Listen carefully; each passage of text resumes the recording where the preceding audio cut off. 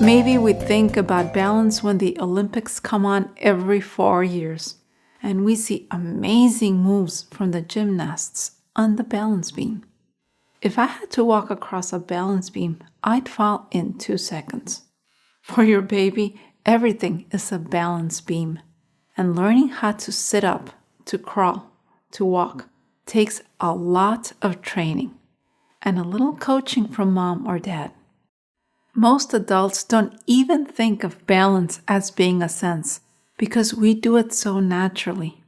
But for babies, it doesn't come so naturally. So balance and motion, like the other senses, need time to develop.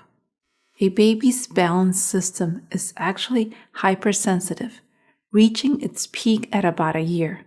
Then it calms down rapidly until around 2.5 years of age, and then slowly calms down up until 12 years of age. Let's dive into this topic. When researchers studied balance, they discovered that it does act a lot like the other 5 senses. It is in close proximity to our sense of hearing. Our sense of balance develops much like the other 5 senses. As we age, our sense of balance diminishes, just like our other senses. You can certainly see the sense of balance develop in your baby, perhaps better than the traditional 5 senses. Babies love balance and motion. Babies like to be rocked. They like gentle swaying. They like standing on 2 feet with a little help from mom or dad. They generally like to be gently spun in mom's arms, and babies like the bouncy swing seat. Why is this? All that motion excites and develops something called the vestibular system, the senses and nerves that allow us to register balance and motion. It is important to realize that babies not only like motion and balance, they need that motion and balance to develop their brain and the vestibular system. The vestibular system is housed in the inner ear, and it provides our brain with a lot of information about movement and balance. Together with the cochlea, a part of the hearing sense, it makes up the inner ear, and it is situated in the vestibulum, which is why it is called the vestibular system. The vestibular system comprises 2 components, the semicircular system, which registers rotational movements such as head turns, and the othelids, which detects head tilts, the body's position in relationship to gravity, and moving in a straight line, such as running. The vestibular system sends signals primarily to the brain and muscles that keep adults upright. Without it, we'd all look like toddlers learning how to walk, but would never quite learn. This balance system also plays a critical role in our ability to move our eyes and focus while moving or tracking a moving object with our eyes.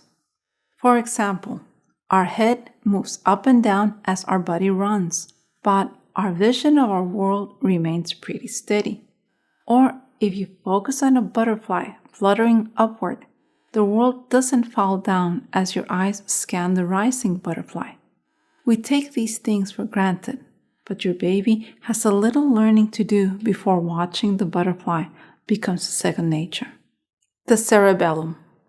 Movement such as bouncing, rocking, swaying, even head nodding help develop an important system in the brain, specifically the cerebellum, which integrates information from the vestibular system to coordinate muscle movements. It is during infancy that the cerebellum grows tremendously. It is as if the cerebellum craves a lot of motion and responds to that movement by developing. Babies seem to love the stimulation associated with the development of this motion and movement. They love being rocked, gently spun around, gently bounced as if riding a horse. They seem to be almost addicted to motion. Most babies actually go through a developmental phase during which they generate their own motion. In the cradle, babies will go through a bouncing, falling over, head-spinning phase around 6 to 8 months of age. A few babies will even go into a head-banging phase, as if they are listening to heavy metal music. According to researchers, active babies who seek out stimulation in their world demonstrate greater thinking, academic, and neurophysiological ability later in life. If you think about it, it's like a lot of things in baby development. Motion stimulates parts of the brain and encourages neural connections to be made through repetition and experience. The important thing to know is that in a baby, balance and motion must be developed, and you can play a role in this. Let's take a look. Ideas to encourage the movement senses include: wear a sling and place the baby in it, which lets him feel your movements. Lap play, in which the baby is seated in your lap while you bounce him gently. This is a good time to sing and talk to him.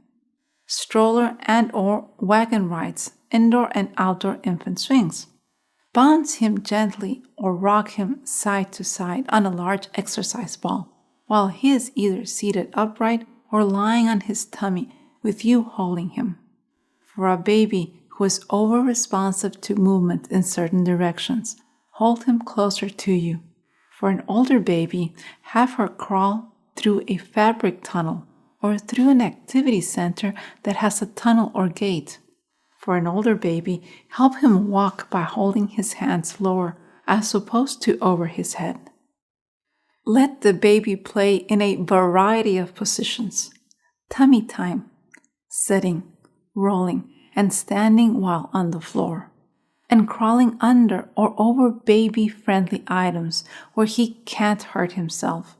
Let the baby play in a variety of locations, inside different rooms at the home, your yard, park, or a swimming pool with you holding him.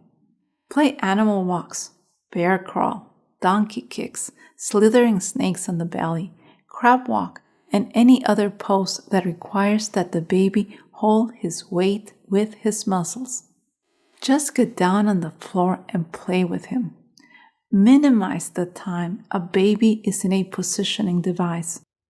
While these are good suggestions, be aware that your baby will need downtime. He will need to relax, to give his brain time to take in all of the new information and organize it. When your baby begins to turn his head away or starts fussing, it is time to let him rest. You can even begin to get a good sense of his rhythm by timing him. Put 1 or 2 toys in front of him and write down how long he plays with them. Then maybe move him to the window and let him watch what is outside. Again, make note of how long he can pay attention without getting fussy.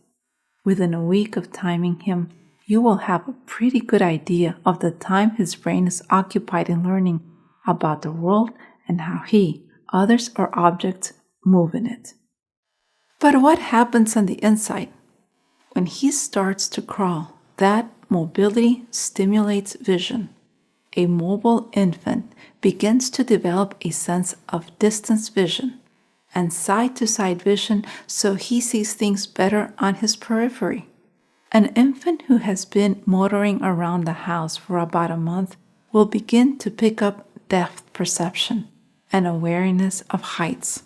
So all that crawling around stimulates a lot more than his ability to move.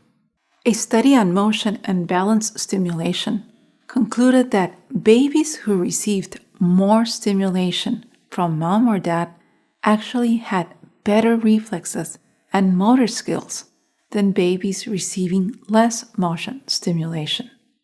Also, newborns cried less when they received motion stimulation. For example, being carried or rocked, than infants who were simply comforted by touch alone. The best overall stimulation, however, was both touch and motion stimulation. There's more. When your baby starts to move through her world by crawling, you will be happy to see her move and will probably be amazed by how quickly she learns the motor aspects of walking and moving. But so much more is learned when moving through space. Your baby learns to avoid obstacles, like the living room furniture, how her world is laid out, and how to react when that world changes, like the family dog is in the way. And your baby will learn how to use her own willpower to get what she wants. That toy on the floor, for example, and how to engage others. This aspect of learning through movement is difficult to teach. An infant self-learns through a cycle of independent movements, bumping into the chair, exploration, going around the chair, and discovery. For example, the dog will move on his own.